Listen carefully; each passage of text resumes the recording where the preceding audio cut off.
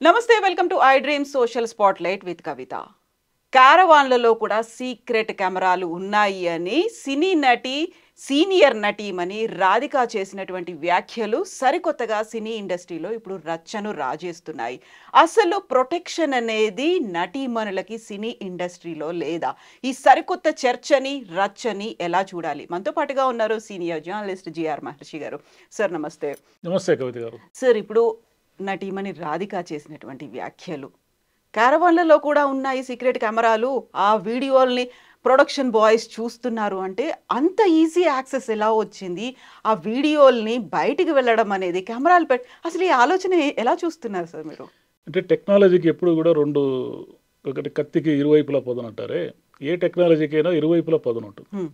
మన ఫోన్ అనేది చాలా సౌకర్యమైన విషయం, కానీ అదే ఫోను ఎంత విధ్వంసమైనా సృష్టిస్తుంది. దాన్ని మాడుకునే మాటలన్నీ రికార్డ్ చేసి అక్కడ ఇక్కడ వినిపించేస్తాయి. సేమ్ కెమెరా అనేది అద్భుతమైన ఒక సాధనం. అంటే మనకు ఈరోజు ఈ కెమెరా అనేది యాక్సెస్ ఈజీగా రావడంతో, మా చిన్నప్పుడు కెమెరా అనేది అసలు లేనే లేదు. ఫోటో స్టూడియోలు పోయి ఆ కెమెరా ఫోటోలు తీయించుకోవడం అది పెద్ద పని కదా. అసలు వీడియో కెమెరా అనేది అసలు లేదు కదా. ఎక్కడో సినిమా షూటింగుల్లో వాళ్ళు పెద్ద పెద్ద కెమెరాలు, ఒక నిలువెత్తు కెమెరాలు ఏవో పెట్టుకొని వాడుకునేవాళ్ళు. అలాంటిది కెమెరా అనేది ఫోన్లోకి అందుబాటులోకి వచ్చేసింది, ఎక్కడైనా అందుబాటులోకి వచ్చింది. ఈ అందుబాటులోకి రావడం అనేది వల్ల ఏమిటి, హిడెన్ టాలెంట్ అంటే ఎక్కడెక్కడో చిన్న చిన్న మురికివాడల్లో డ్యాన్సులు చేసి అద్భుతమైన పిల్లలు, పాటలు పాడే పిల్లలు కూడా ఈరోజు ప్రపంచానికి కనిపిస్తున్నారు. ఇది one aspect, positive angle. Negative angle ఏంటి, ఎక్కడ పడితే అక్కడ కెమెరాలు పెట్టేస్తున్నారు. ఎవరికి ఏ స్థాయి వాళ్ళ మహిళలకైనా సరే ప్రైవసీ లేదు ఈరోజు. ఇప్పుడు మొన్న ఎక్కడో కాలేజీలో పెట్టారని విన్నాము. ఇప్పుడేమో రాధిక గారు క్యారవాన్ అనేది ఏమిటి, అదొక ప్రొటెక్షన్. అది అంటే మామూలుగా ఒక రేంజ్ సీనియర్ నటీమణులకి, ఒక రేంజ్ యాక్టర్లకే క్యారవాన్ ఫెసిలిటీ ఉంటుంది, అందరికీ ఉండదు. అది ఇప్పుడు జూనియర్ ఆర్టిస్టులు అనుకోండి, పాపం వాళ్ళు ఎక్కడో బయట కూర్చొని ఉంటారు. ఇది క్యారవాన్లో కూడా కెమెరాలు పెడితే దాన్ని ఎలా కనుక్కుంటారు ఎవరైనా? దాన్ని ఎవరు పెడతారు? దాన్ని క్యారవాన్ నిర్వహించే వాళ్ళు, ఆ ప్రొడక్షన్లో పనిచేసే వాళ్ళు వాళ్ళకే కదా యాక్సెస్ ఉంటుంది. ఎవరు పడితే వాళ్ళు పోలేరు కదా దాంట్లోకి. కాబట్టి వాళ్ళు కూడా ఈ పని చేస్తే సీనియర్ నటీమణులకు కూడా ఇంకెక్కడి నుంచి వస్తుంది ప్రొడక్షను? కాకపోతే ఇప్పుడు ఏమిటంటే, మొన్న జస్టిస్ హేమ గారి కమిటీ తర్వాత అందరూ కూడా నోరు విప్పుతున్నారు. ఇంతకాలం ఏమిటి, నోరు విప్పలేని పరిస్థితి. నోరు విప్పినా సరే ఎవరు పట్టించుకుంటారు మన మాటలు? మనం చెప్పే మాటలు ఎవరు వింటారు? ఇది ఎందుకు ఈ తలనొప్పి మనకు? అంతా ఇప్పుడు మెయిల్ డామినేషన్ వరల్డ్ నడుస్తూ ఉంది. సరే, మమ్ముట్టి గారు అన్నారు అనుకోండి, మెయిల్ మాఫియా ఏమీ లేదు మా ఫీల్డ్లో, ఎందుకు అట్లా అంటున్నారు అని నిన్న అన్నారు ఆయన.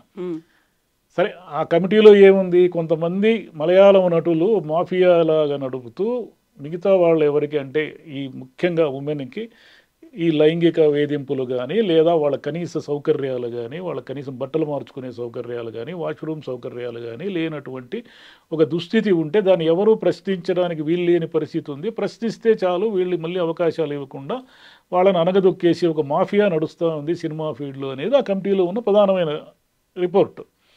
దాని మీద మోహన్ లాల్ గారు రాజీనామా అవన్నీ చేశారు. మళ్ళీ ఆయన కూడా నేను ఏదో మాట్లాడారు, నేనేం తప్పించుకోలేదు, మా వాళ్ళ మీద ఆరోపణలు వచ్చాయి కాబట్టి నేను రాజీనామా చేశాను అంటున్నారు. మమ్ముట్టి గారు ఏమంటున్నారు, అయ్యా నేను ఎప్పుడు వినలేదు ఈ మాఫియా గురించి అని ఆయన అన్నారు. కానీ ఒకవైపు ఏమో జరుగుతుంది. సమంత గారు నిన్న మాట్లాడినారు. ఏం మాట్లాడినారు, అయ్యా తెలుగు ఇండస్ట్రీలో కూడా ఇవన్నీ జరుగుతూ ఉన్నాయి, మీరు కూడా ఇంత మునుపు ఒక కమిటీ వేశారు కదా, ఆ నివేదికను ఎందుకు తొక్కిపెట్టారు, బయటికి ఎందుకు రావడం లేదు? జస్టిస్ హేమా గారి నివేదికని మలయాళం అంటే కేరళ ప్రభుత్వం బయట పెట్టగలిగినప్పుడు మీరు ఆల్రెడీ ఒక నివేదిక ఇచ్చారు కదా, తెలుగు ఇండస్ట్రీలో మీటూ ఇలా జరుగుతూ ఉందని. ఇది ఎందుకు మీరు బయట పెట్టలేదు? అక్కడ ఏం జరిగింది, అసలు ఎవరి పేర్లు ఉన్నాయి దాంట్లో? సమంత గారు చాలా డేర్గా అడిగారు. ఆమె ఏమి భయపడరు, అంటే వీళ్ళు ఏదో మాఫియాలాగా తనని తొక్కేస్తారనో, తనకు మళ్ళీ అవకాశాలు ఇవ్వరనో ఇలాంటి భయాలు ఏం లేవు. రేవతి గారు మాట్లాడారు, రాధిక గారు మాట్లాడారు, జయసుధ గారు మాట్లాడారు. జయసుధ గారు కూడా నిన్న డెక్కన్ క్రానికల్లో మీకు స్టేట్మెంట్ ఉంటుంది, ఇది జరగాలి, దీని మీద చర్చ, ఇది ఇట్లా అన్యాయం చేస్తున్నారు, చాలా వివక్ష ఉంది సినిమా ఫీల్డ్లో అని కూడా మాట్లాడారు. ఇప్పుడు అంటే అందరూ వాయిస్ పెంచుతున్నారు, అంటే మాట్లాడేదానికి ఒక వేదిక దొరికింది. అంటే ఆమె నివేదిక వల్ల మాట్లాడేదానికి అసలు ఏం జరుగుతూ ఉంది అనేదానికి ఒక చర్చ మొదలైంది. లేకపోతే ఈ చర్చే లేదు కదా. ఎవరు ఏం చేస్తున్నారు, ఏం బాధలు పడుతున్నారు ఎవరికి తెలుసు? క్యారవాన్లో ఉండే వాళ్ళకు కూడా కెమెరా బాధలు ఉంటే ఇంక బయట ఉండే వాళ్ళ పరిస్థితి ఏమి? వాళ్ళు ఎక్కడ బట్టలు మార్చుకోవాలా? జూనియర్ ఆర్టిస్టులు వీళ్ళందరూ కూడా సెట్స్కి వచ్చిన తర్వాత వాళ్ళు అక్కడ అక్కడ ఏమి వాళ్ళకి వేషం ఇచ్చారో ఆ వేషానికి సరిపడా బట్టలు వేసుకోవాలి. వాళ్ళు ఎక్కడ వేసుకోవాలి? ఎవరిస్తున్నారు వాళ్ళ క్యారవాను? మరి ఏ చెట్టు చాటునో ఏదో ఒక ఇది కట్టేసి ఒక క్లాత్ కట్టేసి బట్టలు మార్చుకుంటే వాళ్ళకేమి అసలు సెక్యూరిటీ ఉంటుంది? వాళ్ళ పాపం వాళ్ళు ఎన్ని ఇబ్బందులు పడుతున్నారు. ఒక స్థాయి ఉన్న నటీమణులకే ప్రైవసీ కానీ సెక్యూరిటీ కానీ లేనప్పుడు చిన్న వాళ్ళకి వాళ్ళ పరిస్థితి ఏంటి? అసలు ఏం జరుగుతూ ఉంది? మనము ఏ సినిమా అయినా సరే కొన్ని సినిమాలు మినహాయిస్తే మెజారిటీ సినిమాలు ఏముంటాయి? మంచిని ప్రబోధించేవి. మా హీరో ఒక మానవ ఉదాత్తతగా ఉంటాడు, హీరో ప్రజల్ని ప్రేమిస్తాడు, ప్రజలకి మంచి చేస్తాడు, ఇలాంటి కథలే కదా ఉంటాయి మేజర్ కథలన్నీ. ఇన్ని చెప్తున్న వాళ్ళు మరి అసలు మీ ఇండస్ట్రీలో ఏం జరుగుతుంది, మీ వెనక ఏం జరుగుతూ ఉంది, అది కదా చెప్పాలా. మీ టీం ఏం చేస్తున్నారు?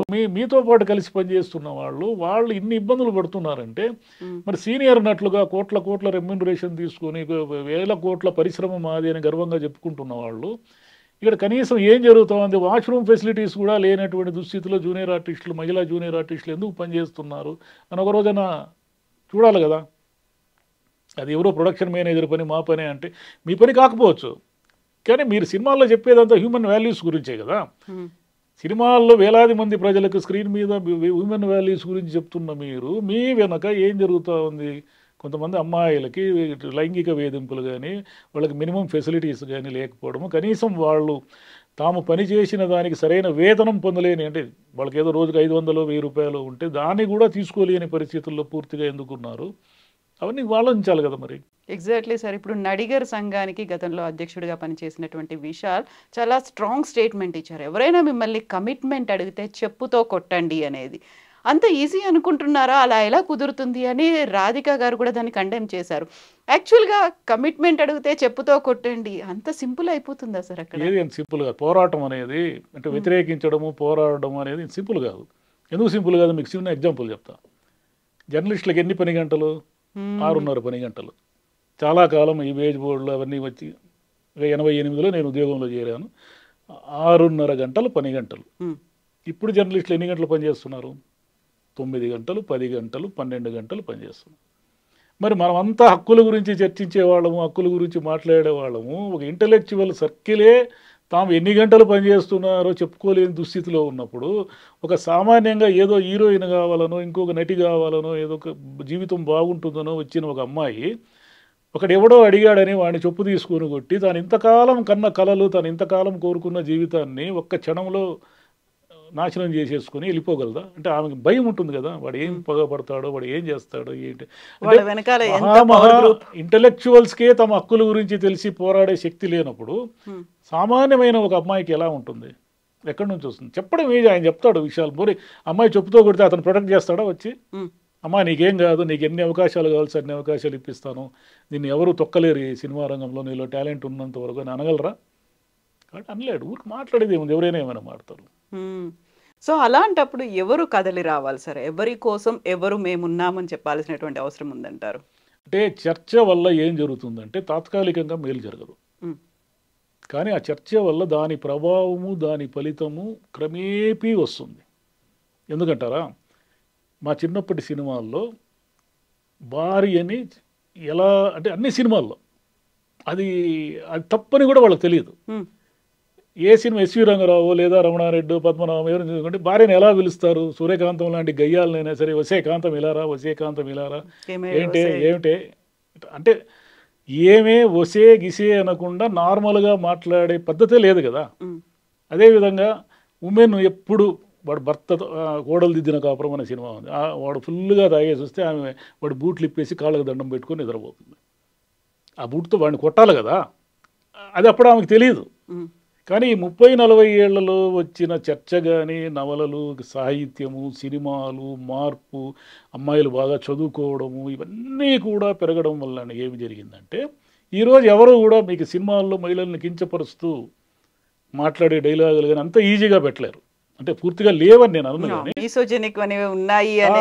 పెట్టలేరు. చూడండి, చాలా చాలా జాగ్రత్తగా అంటే ఉమెన్ని కించపరిచే విధంగా సినిమాల్లో, కథల్లో కానీ చూపిస్తే దాన్ని రియాక్ట్ అవుతారు. కులం కూడా అంతే, చాలా ఈజీగా కులాన్ని వాడేసేవాళ్ళు. ఇప్పుడు కులం పేరుతో ఎవరిని సినిమాల్లో ఎక్కడ తిట్టలేరు చూడండి. అంటే ఇదంతా ఎందుకు జరిగిందంటే 20-30 ఏళ్ల క్రితం చర్చ ప్రారంభమైంది. ఉమ్, దాని ఫలితం ఇప్పుడు చూస్తున్నాం మనం. ఇప్పుడు ఇక్కడ చర్చ ప్రారంభమైంది కాబట్టి ఈ కమిట్మెంట్ వీటికి సంబంధించి దీని ఫలితం ఇంకొక 5 ఏళ్లకు 10 ఏళ్లకు అంటే ఓహో మనం ఇలా మాట్లాడితే ఇది చాలా సీరియస్ ఇష్యూ అయ్యి మనల్ని వీళ్ళు చొప్పు తీసుకొని కొట్టే ప్రమాదం ఉంది అనే భయం అందరిలో కనుక వస్తే అది రావడానికి ఒక టైం పడుతుంది. అది ఒక్క రోజుతో రాదు కదా. బట్ అలా సఫర్ అయినటువంటి Justice- ఒకటి రెండు జనరేషన్స్ వెళ్ళిపోయి ఉంటాయి. ఎప్పుడు కూడా 1-2 జనరేషన్ సఫర్ అవుతాయి. ఉమ్, రిజల్ట్ రావడానికి ఎప్పుడు 1-2 జనరేషన్ సఫర్ అయిన తర్వాత అది 3వ జనరేషన్కి అంటే మీరు చాలా విషయాలు సొసైటీలో మీరు గమనించవచ్చు. ప్రతిదీ కూడా ఉమెన్ని తక్కువ చేస్తూ అంటే ఒకడు 3-ముగ్గురిని పెళ్లాడడం కూడా మా చిన్నప్పుడు కరెక్ట్. చాలామంది చూశాను నేను చాలా కుటుంబాలు. ఉమ్, ఇప్పుడు అలా కాదు కదా. చట్టం సంగతి పక్కన పెట్టండి. వాడే మగోడు ముగ్గురినైనా పెళ్లాడతాడు అనుకునే ఒక సొసైటీ ఉండేది. పోషించగలడు. ఇప్పుడు లేదు. ఇప్పుడు సొసైటీ అలా లేదు. ఉమ్, వాళ్ళు ముగ్గురిని పెళ్లి చేసుకుంటే ముందు చట్టం శిక్షిస్తుంది. అటు చుట్టూ ఉన్న సొసైటీ కూడా వాడిని యాక్సెప్ట్ చేయదు. ఉమ్, అది అంటే అది కాలక్రమేణా వస్తుంది ఆ మార్పు. సినిమా రంగం అయినా సరే ఇంకొక 5 ఏళ్ళకి 10 ఏళ్ళకి అప్పుడు సినిమా రంగం ఈ ఓటీటీలు ఇవన్నీ వచ్చి తినేయకుండా ఉంటే సినిమాని ఒక 5-10 ఏళ్ల తర్వాత వాళ్ళైనా అంటే ఓటీటీలు అయినా మళ్ళీ ఓటీటీలైనా ఇదే మహిళలే కదా నటీమణులు, యాక్ట్ నటులు చేయాలి. ఉన్నారు కదా. ఎవరో ఒకరు యాక్ట్ చేస్తేనే కదా ఓటీటీలు అయినా వస్తాయి. కాబట్టి ఈ జస్టిస్ గారి నివేదిక మలయాళ ఇండస్ట్రీని కుదిపేస్తుంది అంటున్నారే, అది మలయాళ ఇండస్ట్రీకే పరిమితం కాదు. అది మెల్లిగా తెలుగు, కన్నడ, తమిళ్, హిందీ అన్నిటికీ కూడా వస్తుంది. కాలం ఎప్పుడూ ఒకే విధంగా ఉండదు, అది మారుతూ ఉంటుంది. ఈరోజు ఇంతమంది సీనియర్ నటీమణులు అందరూ కూడా ఒకప్పుడు అన్ని ఇబ్బందులు పడిన వాళ్ళు కూడా ఈరోజు గొంతెత్తి ప్రశ్నిస్తున్నారు, ఇది కరెక్ట్ కాదు అంటున్నారంటే ఏంటంటే అర్థము ఆ మార్పు స్టార్ట్ అయిందని. అందులోనూ మలయాళ నటులు కావచ్చు, టెక్నీషియన్స్ కావచ్చు, కేవలం అక్కడి మాత్రమే లిమిట్ అయ్యలేరు కదా. ఇప్పుడు పాన్ ఇండియా అనే మూవీస్ వచ్చిన తర్వాత ప్రతి చోట స్ప్రెడ్ అయిపోయారు. తెలుగు సినిమాల్లో పాన్ ఇండియా పేరుతో అందరూ యాక్ట్ చేస్తున్నారు కదా, అన్ని సినిమాలు యాక్ట్ చేస్తున్నారు కదా. మన మలయాళ నటులు ఎంతో మంది తెలుగులో యాక్ట్ చేస్తున్నారు కదా. కాబట్టి ఇప్పుడు ఇండస్ట్రీ అనేది సింగిల్ ఎక్కడా పరిమితం కాలేదు.